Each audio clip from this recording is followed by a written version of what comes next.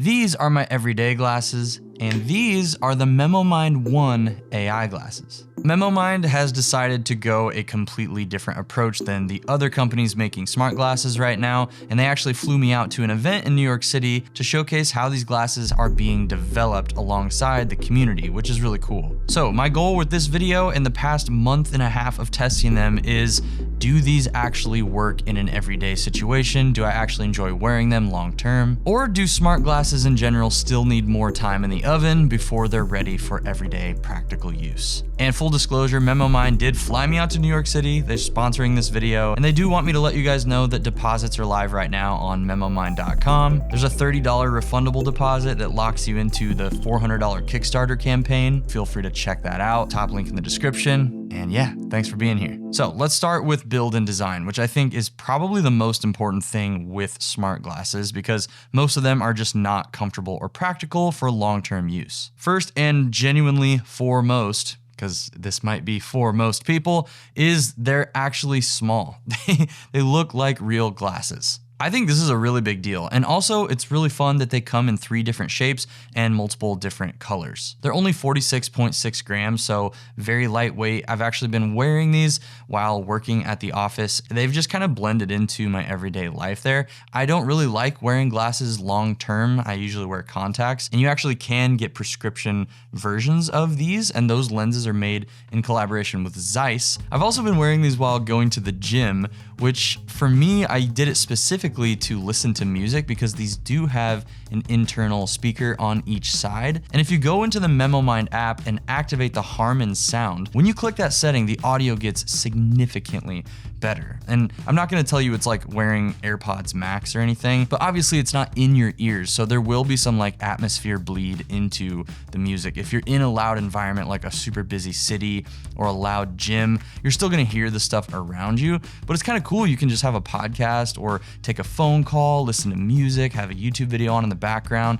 and hear it in really good quality right on your glasses. And another thing about wearing these in the gym and when I was walking around, I just haven't had anybody look at me like I'm wearing smart glasses. I don't feel like people are looking at me like, is he recording me or what's going on? Which leads me into the biggest decision they've made in terms of design, and that's the fact that there is no camera on these glasses. I know some people are gonna straight up hate this decision. They're gonna be like, what the heck? Like, if I'm buying smart glasses, why not compete with the other ones like the Ray-Bans or whatever and throw a camera on these? And I can understand that argument, but the whole design philosophy, they're privacy focused, they're minimal focused. These are not designed to be a content creator's glasses or whatever. This is designed to fit into your everyday life and be as minimal and non-intrusive as possible. And I think not having a camera makes sense for that kind of a design. So right away, I think that can make the people around you more comfortable because they won't even notice like a little camera dot, a camera circle or lens, whatever. And you can say, no, these straight up don't have a camera on them. So right away, it just kind of eliminates that awkward conversation. But now let's take a look through the glass of these things and talk about everything involved in the heads-up display here in the lenses and everything you get alongside that. First of all, there's 2 micro LED projectors, obviously one in each eye. And the HUD is this kind of cool monochrome, super simplistic green heads-up display. And it does go all the way up to 2000 nits. So in most situations, you should be good. And something I really like is you can have the display kind of like right in your immediate center vision, or you can lift it and have it up here a little higher. You get to customize how close or far it feels in your vision. You pull up the HUD by pulling up your head like this, and then it pops up. You can set how long it takes before that fades away. Yeah, it actually works very well. It's very sensitive to your head motions, but not in an annoying way. And the fact that you can set the degree of tilt for when your HUD pops up is nice. So if you're like sitting back in your office chair like this a lot, you can set it a little higher so it's not randomly popping up all the time. It just takes a couple seconds of experimenting with the settings. And there's only one button on the side of the glasses here. That's the only operation on these glasses, fully leaning into their minimal, intentional design philosophy. And there's also some head gestures you can do, like you can answer calls with nods or decline them with a shake, and even selecting certain things by turning your head to the left and the right, and then performing a one single click. It's actually really easy to navigate everything.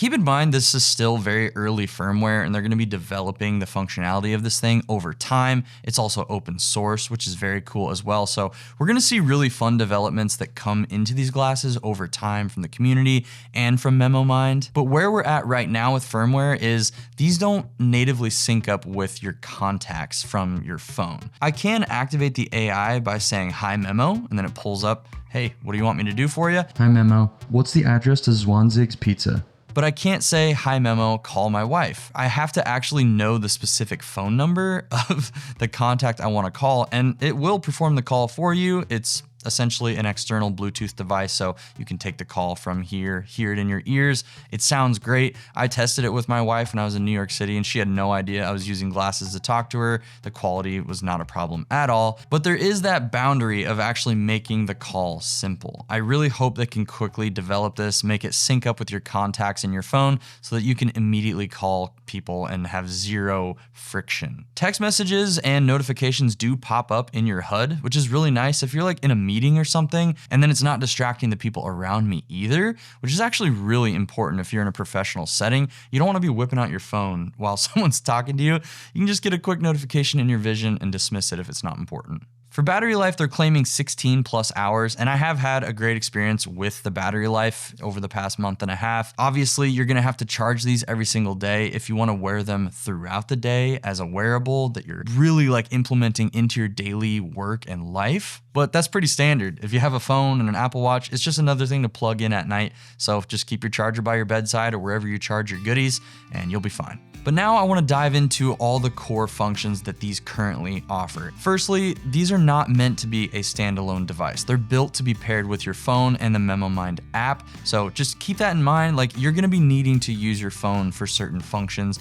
Don't expect a totally isolated experience. But what's cool is they've developed a whole suite of functions in the app. And yeah, that's what I want to dive into right now so you know exactly what you're getting into. Now, there is that built-in AI assistant. You just say, "Hi Memo," and then it can perform basic functions for you, like adding things to a to-do list that appears on your HUD, setting reminders, asking quick questions like what an address to a restaurant is, or pulling up calendar information, which are all kind of the basic surface level AI functions, but it does go way deeper. There's this thing called AI long memory that they're pushing, which is a pretty insane feature. You can see that the AI has just been hearing me when I'm wearing these. Oh my gosh, it says "wrap the van with a logo." That is what one of my buddies here at work said. We have a work van and we talked about putting like a cool wrap on it, and it actually gives you detail on what you talked about. It says, "It looks like you're excited to watch Avatar 2. It's on Disney Plus. Consider 3D or IMAX." That is insane. And then if I do accomplish one of these things, like if I film a cool project,